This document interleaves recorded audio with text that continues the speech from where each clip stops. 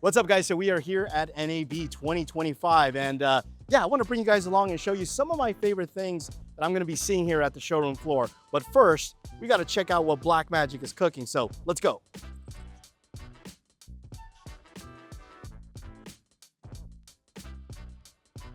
So I think last year, Blackmagic stole the show with the Pyxis, and we've all been asking for that box-style camera, and they delivered. A year later, they come back swinging, and now we've got the Pyxis 12K, which is basically sharing the same sensor as the Ursa 12K that I just literally picked up like about a month ago. I'm not mad though, I'm not mad. Now, what's cool is you're gonna get all the same, basically technology, 16 stops of dynamic range. This is also available in L, PL, and EF mount. Now, there are gonna be some limitations in terms of frame rate. So that's where, like, if you want all that extra, oomph from the sensor, you're gonna have to go to the Ursa 12K. Another thing that I did not expect is I always felt like if the Pyxis were to get an upgrade, it would definitely be built-in ND filters. So no built-in ND filters, kind of a bummer, but you will have to step up to the Ursa 12K to get that. Now, a couple of other accessories that come with the Pyxis 12K that you can buy, which I do like, is they have this like production handle that has a microphone. That's pretty cool. Also, the broadcast side handle is great. Now, I feel like this is a camera where, like, I know a lot of people are like upset with the sensor of the original 6K. You almost really can't complain anymore, and I really feel like Blackmagic is doing some incredible things. Now, let's talk about a little bit about autofocus, which we'll go demo that in a second.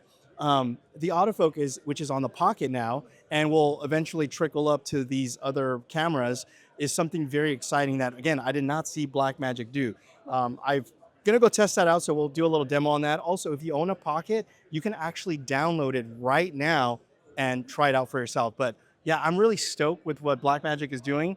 I think the Pyxis 12K is going to pretty much give a lot of cameras a run for their money. Okay, so we're testing out the autofocus on the Pocket 6K now. Check this out.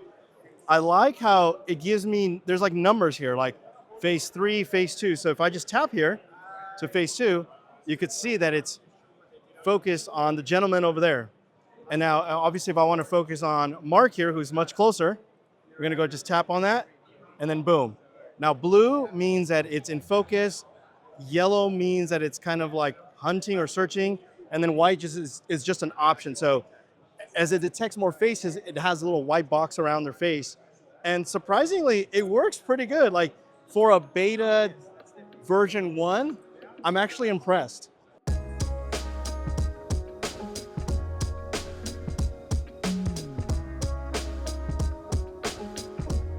All right, guys, so I am here at Smallrig with Manny, and they just unveiled these really cool, rugged V-mount batteries. I see some water here, so they're like waterproof.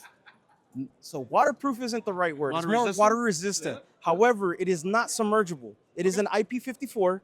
So if you're looking at, working in environments where it's like misty, maybe some snow, some light rain, you're fine. Now, I don't know if maybe you're recording a fire department and they're shooting you with the hose. Probably not a good idea for all your other equipment. But no, yeah, it's IP54 resistant for smaller particulates as well. As you guys can see, we have a little mini dune situation going over here. The externals are built for that because there's a lot more stuff inside that I don't know if I showed you already. No. So There's, oh, but show me. wait, there's more. All right. So we have a new display. Ooh, I like that. Here's the cool thing about this display, dude. It's touchscreen. What? And you might ask, why would you need touchscreen, right? So here's the cool thing. If you want to go ahead and, store it, you can actually completely shut it off. So you're no longer discharging it in transport and or also in storage. Wow. Now you want to turn it back on? You're back in business, dude. You're back in business. So one of the problems I have, and this happens with literally all my other batteries, is I charge them, and maybe I don't use them for a couple weeks. I go back and they're like 60%. Yes. This is like a kill switch. You're good. You turn it back on. Yeah. You charge them. You go back a month later, and you're good to go. Yeah. That is amazing. And so I was telling you that, it's touchscreen, right? Yeah. So maybe, like I said, maybe you're out in the snow. You have gloves on. You can just double click and you start to cycle through your ports. Genius. Yeah. Now, here's the other cool thing. You touch and hold, you can now kill each individual port as well. Yeah, bro. Nice. So Smallrig, everybody knows this. You know, you add handles, you add accessories, right? Why? Because you want to be in control. You are now in control of your battery as well. It's also, wait, there's more. Oh, man. Dude, it is app controllable. There's a reason why you want to be app controllable. You guys are crushing it. You have 5 batteries, 6 batteries. Okay, this one's, this is Mondo's, this is, Manny's, this is, C-Cam, D-Cam, whatever. You can rename the battery. You can check the charge status of it, the condition of it. The BMI is upgraded as well because they do have extreme heat and extreme cold protection. So they will warn you, hey, this battery's getting too hot, this one's getting too cold, or hey, these are the status, this is all the stats on it, right? Here's another cool thing. If you look closely right there, bro, that's an LED diode. We have a Find My function.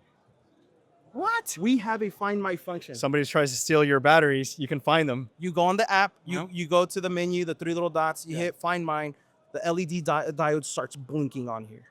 We're also making it so that it's going to be on the screen as well, so that the screen starts blinking as well. Real quick, what is the price for this guy here? So we're looking at a circa 300, and I say circa just because, everything's kind of changing.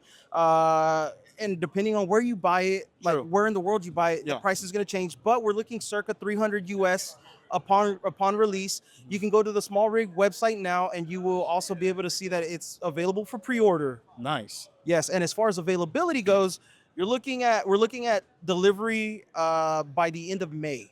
Oh, not bad. Yes. Okay, so there you go. I'll leave links so you guys can check it out. Yeah, absolutely. And that's pretty cool. Look at that. Dirt, water resistant. I mean, what more could you want? Yeah, so if you want to film at Dune, or if you want to film for Avatar, Way of the Water, yeah. Way of the Way. So the battery might survive, but your camera might not. So anyway, Or you. thank you, brother. Absolutely. Yeah, bro. man. Yes, sir. Thank you so much, Mondo. All right, guys, so we are here at the DJI booth, and we have a friend, Photo Joseph. If you're not familiar with his YouTube channel, I'll leave a link down below. Go give him a follow, but we're testing out the RS4 Mini. Now, I haven't done a video on the RS4 Mini. I did a reel about it, and this thing is really cool. It's like my new favorite compact gimbal. I've got an A7S III here. I'm actually gonna hit record here, and what's cool about this gimbal, it's got this motion tracking. So like right now, we set it to a hand gesture of, if you just put up your hand, you can see this light's gonna turn green, and I'll go ahead and give us a little walk. Look, I don't even have to do anything, and it's going to track Joseph pretty much anywhere he walks. That's pretty cool. So if we want to do some dynamic movements, let's say like come my way, and I need to do this. Look at that. Boom. That's pretty awesome, right? Now, this module is also available on the RS4 Pro. So if you don't want to buy this whole gimbal, if you already own, let's say for example, an RS4 Pro, you can actually just buy this, and it's like $60, $70. So I'm gonna go show you guys what that looks like. And if you want to stop, go ahead and just do that. Stop. And now it's over. So let's go ahead and look at the other module for the RS4 Pro. So here's the RS4 Pro, and we have the same module or similar module that you can buy separately for this. So if you already own this gimbal, it's like kind of like adding new tech to it, which is really cool. So again, demoing that, I'll have Joseph hold that. Same gesture. I'm gonna go ahead and just put my hand up. And as you can see, we have this little live feed over here. It's following me. You can also reframe it. Right now, we just kind of picked it up the way it is. So kind of a wide shot. But yeah, this is cool. Now, I want to show you guys another product from DJI that I think is pretty cool. Follow me. So here we have something new from DJI, and I really like this. This is their expansion pack for the DJI Power 1000. And what I like about it is basically you're doubling your power. So the way this works is actually pretty easy. Just grab this one, set it on top, and now using this cable, we can actually just connect both of these together.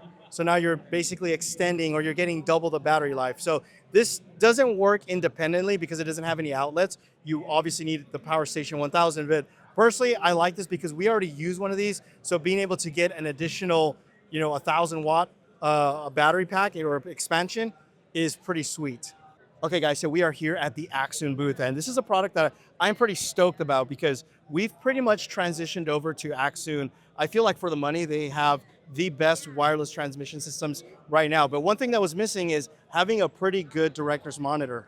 And that's what we have here. They have a brand new director's monitor that can be used pretty much in different ways. You can use it as a normal standalone monitor, as we see here with the C400.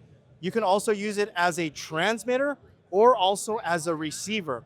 I also like the fact that you can power this multiple ways. So you've got your standard, BP, style batteries or Sony batteries. You also have PD in, so you can use USB-C, and there's also a DC port on one of these sides here. Of course, you can do SDI. You can also SDI out. You can basically convert from HDMI to SDI. So it's got a lot of features and functionality. The user interface is very familiar if you've used any Accsoon products. So it's very user-friendly. Also, something else that's really cool is if you own some of the other like CineView products, like the CineView 1, CineView 2, and the HE, SE, and the Quad, and of course the CineView Master 4K, all of those transmission systems work with this monitor. And then lastly, it's got this really cool, it works on Android. This is built on the Android operating system. So that means that for maybe like future products or software, you could probably do some other cool things, and also SD card, so you can also record onto this. So yeah, it's a pretty sweet product. Pricing is to be determined.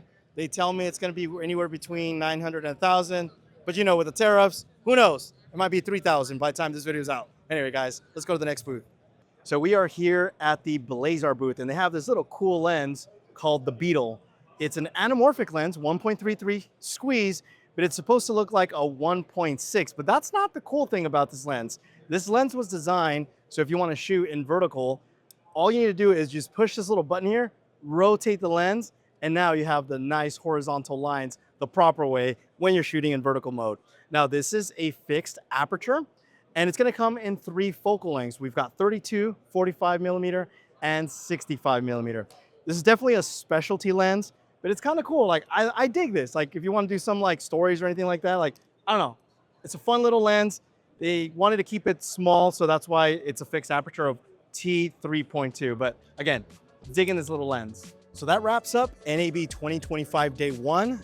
Not a lot of new things, some cool things, but I feel like for the rest of the stuff, if you guys want to see more, check out my Instagram channel. My name is Armando. Thanks again for watching, and you will catch me in the next one. Adios.